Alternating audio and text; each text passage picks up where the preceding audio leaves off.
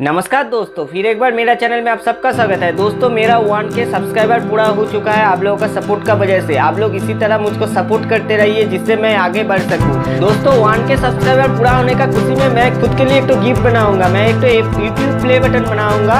आप लोग भी खुद के लिए प्ले बटन बना सकते हैं, तो वही हम दिखाएंगे जो कैसे प्ले बटन बनाना है स्टेप बाय स्टेप। आप लोगों को ये वाला वीडियो अच्छा लगे तो एक तो लाइक कर दीजिएगा, शेयर कर दीजिएगा और इसी तरह नया नया वीडियो देखने के लिए चैनल को सब्सक्राइब करने ना भूलिएगा। तो चलिए शुरू करते हैं। दोस्तों, प्ले बटन बनाने के लिए दो कार्डबोर्ड का दरकार है और एक तो हम प्रिंट आउट नॉर्मली निकल लिए जिसका मदद से हम पूरा YouTube प्ले बटन को कंप्लीट करेंगे। तो आप लोग बिना स्किप किए पूरा वीडियो को देखते रहिए। पहले हम कटिंग कर लेते हैं पेपर को और उसके बाद हम कार्डबोर्ड को कटिंग करेंगे।